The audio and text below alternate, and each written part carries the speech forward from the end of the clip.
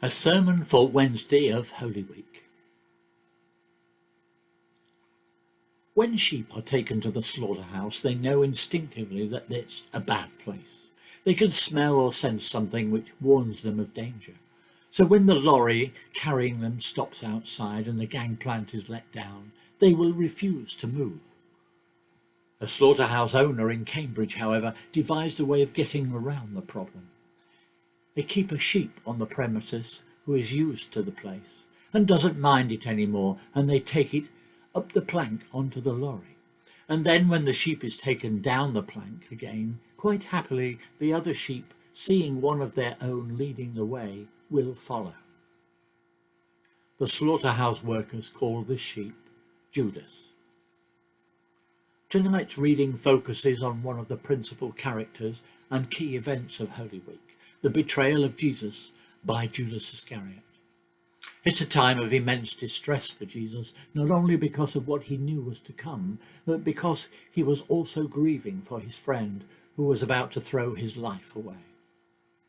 Our reading places Judas and the disciples who Jesus loved close to Jesus. They were two people who were at extreme opposites when it came to loyalty to Jesus. They were so close that they could easily talk or whisper to one another without attracting the attention of the other disciples or allowing them to hear what was said. Jesus' announcement of a betrayer disturbed the group, but Judas wasn't named. Instead, Jesus continued to treat him as he treated the others, in the hope that he might admit his sin, change his life, change his mind. We should remember also that this event came after the food washing, so Jesus would have known he was washing the feet of his betrayer as well as his friend. Then when the disciple who Jesus loved, egged on by Peter, was asked a question that the others all wanted to put, Jesus gave Judas another chance to come clean.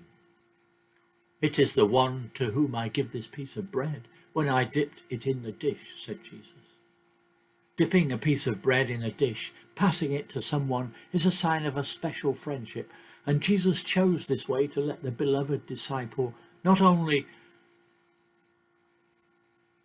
know who would do the deed, but what the deed would be. It was to be a betrayal of an intimate and close trust.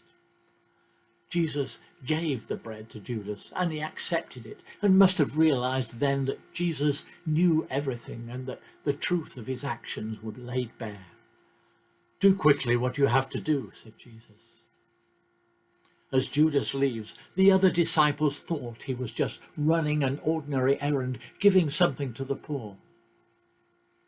In verse 30, as Judas leaves, John tells of the door opening into the dark night, Judas disappearing into it. Judas's walk in perpetual darkness had begun. If he hadn't known then, surely he would have realized later that the friend he was to betray was none other than God himself. And as the other Gospels tell us, the guilt and burden would become too much to bear. There have been many attempts to explain Judas's behavior. Jealousy towards the other disciples, bitterness that his worldly hopes had fizzled out, fear of political reprisals, even trying to get Jesus to reveal himself, display his power, a bit like the third temptation in the wilderness. Maybe he was just like the sheep living in the slaughterhouse. He got so conditioned to not seeing the bad side that he was used by others to lead Jesus to the slaughter. It's not easy to spot a Judas in a group of disciples. Even Peter and the disciple who he loved had to find out by asking Jesus directly. In this passage, John uses the Greek word for betrayal, which can also be interpreted as handover or give up. It's also used when the Jewish leaders leave Jesus in the hands of Pilate, and then when Pilate sends him down to be crucified. Throughout the night and over the next 3 days, it will seem as if the darkness has triumphed. Judas leads the soldiers towards Jesus and betrays him with a kiss, a sign of affection. Jesus was arrested, brought to trial, finally beaten, nailed to the cross to die. But on that third day the light returned, the darkness was defeated. As Jesus puts it, the Son of Man is glorified, and in him God is glorified. In the days to come, Christ's death and resurrection will become a light that will shine brighter than anything seen before. Jesus shows us that the only way to respond to betrayal is to turn the shock and the anger into love and compassion. He didn't let his anger at sin turn into anger towards sinners, but tried to help Judas to turn back from the path he'd chosen before it was too late. And we too must always seek the forgiveness of God, no matter how far we have strayed. The figure of Judas serves as a reminder both of the awfulness of sin and of God's power to effect salvation of his people.